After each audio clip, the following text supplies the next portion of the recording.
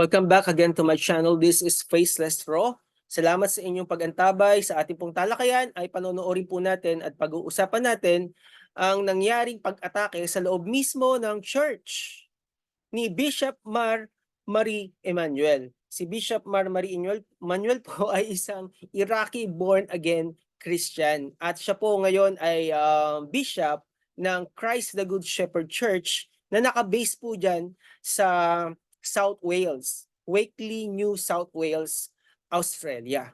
At mapapansin po natin dito sa panonood nating video ay nasabi rin niya pala no sa ilang mga video niya na prior to this incident ay nasabi niya na nakarating sa kanya na may ilang mga personalidad na nagsasabi sa kanya na farewell, mamimiss ka namin, Bishop Mar Marie Emanuel dahil ganito, ganyan. Parang sinasabihan siya na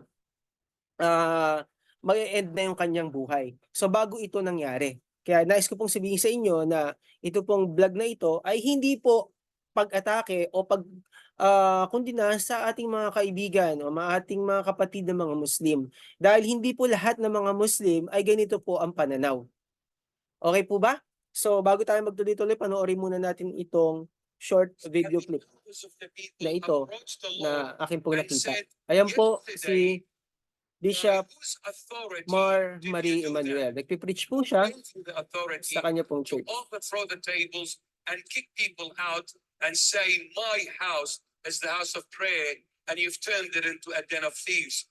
We know and believe this temple is the temple of God. Are you God to claim it to be yours? Ayan, may konti ditong nahagip. Ayun yung bata. Na-stab siya. Pero hindi tinuloy dito. Hanapin natin sa ibang mga tinignan natin sa ibang mga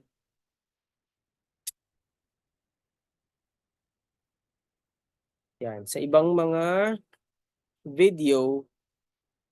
Alam nyo, inaano nila hindi nila pinapakita, no? I think for the sake of the public, pero kasi matindi yung pag banat. Binilang ko nga mga 10 to 12 stab wounds. At ngayon naman ay makikita natin na nagpapagaling naman si Bishop Mar Marie Emanuel. Okay, asan na ba yung tinignan natin? Na meron din dito na na eto, tignan muna natin to. Eto na, sa labas na to ng church, yung nagkakagulo. Yung bilog na yan, hindi nyo masyado makita. Yung isang nandoon na individual, nakuhaan niya ng video yung crowd at merong shadow doon sa video. Search niyo lang po, makikita niyo yung shadow na talagang nag-crawl doon sa sa ceiling nung katabing establishment. Merong evil. Grabe. Shadow. Ito, try nga natin to kung makikita nyo to. Ito, try natin to Ayan. Ayan, naglalakad yung bata. Ayan, biglang. Ayan, naglalakad yung bata. 15 years old boy. Ayan, ulitin natin. Oh God.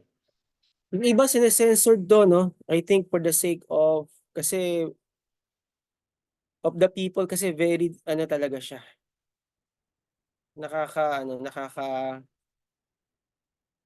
Hindi magandang tignan ng mga bata.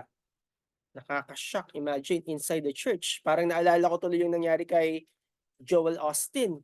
Fresh na fresh pa yung nangyari kay Joel Austin, di ba?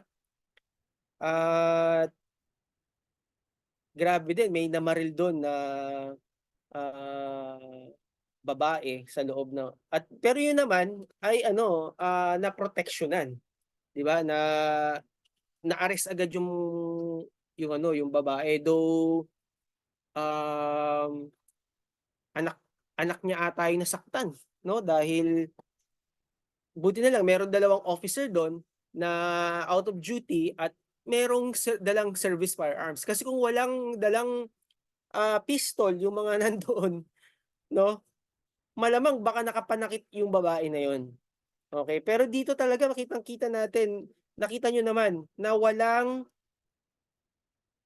ano,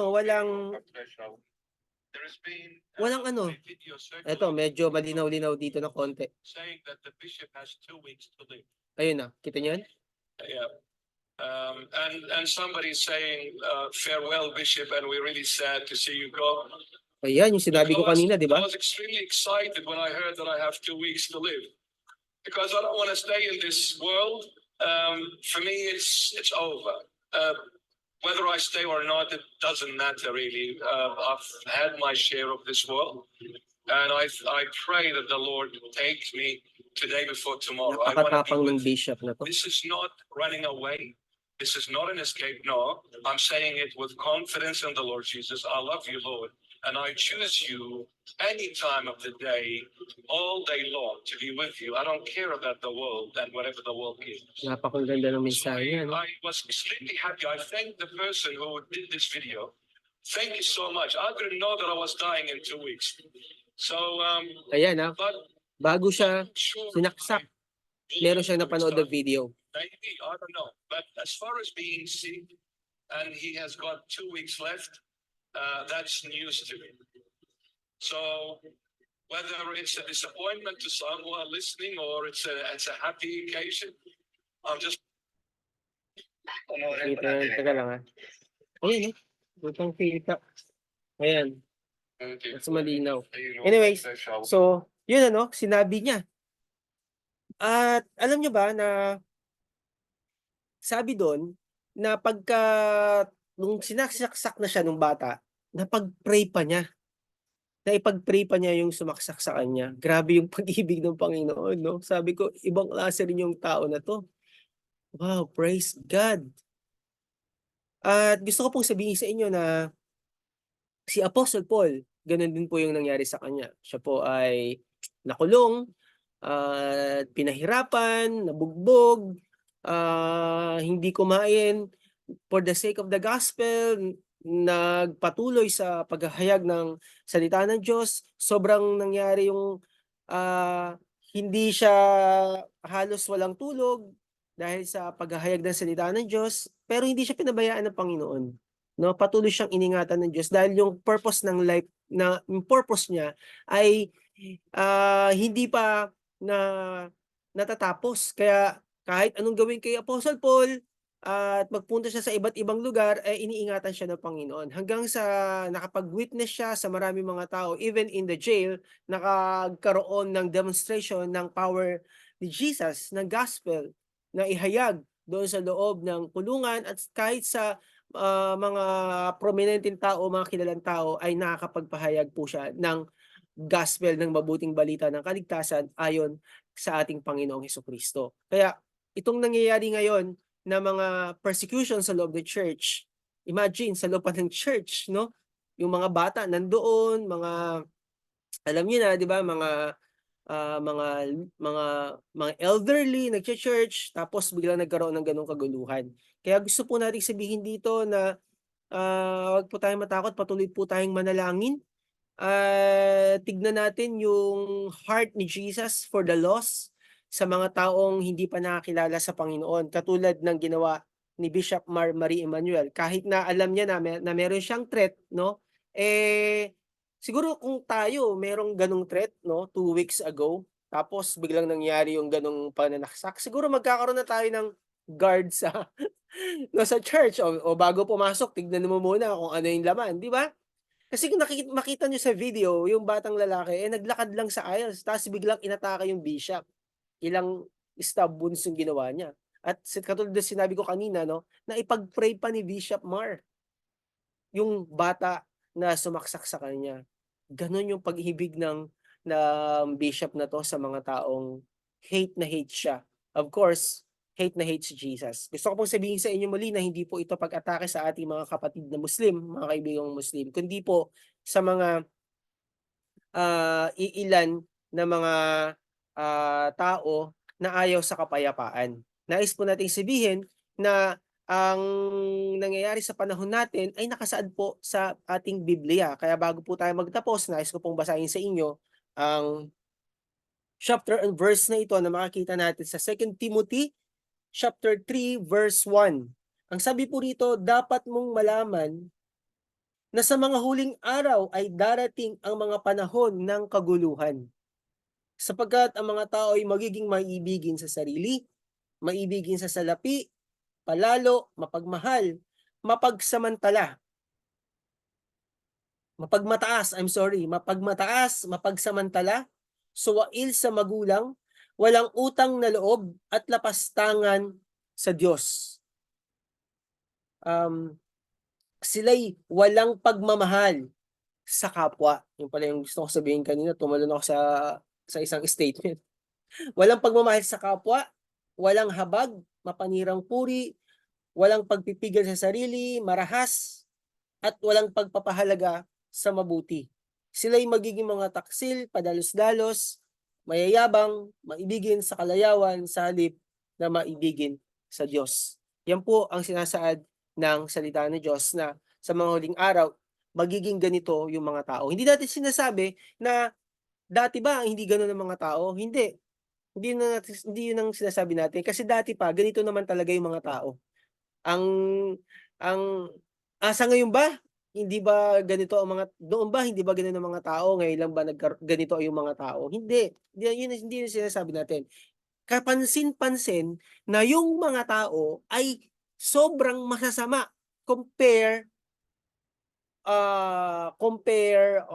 last 2000 or let's say sabihin nating, panahon ng, before Christ, 'di ba? Compare mo dun yung mga tao, eh, mabubuti kaysa sa ngayon. Yun po yung gusto nating sabihin dito. Kaya encourage ko po kayo, wag po kayong mawawalan ng pag-asa, patuloy po tayong manalangin sa Panginoon na kahit ganyan ang nakikita natin 'no, sa loob ng church may mga pag-atake.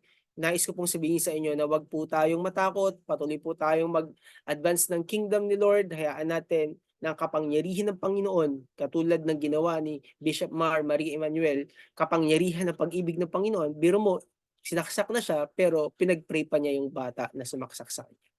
Kaya po yung nais po nating sabihin na tayo po ay magpatuloy sa paghahayag ng salita ng salita ng Diyos.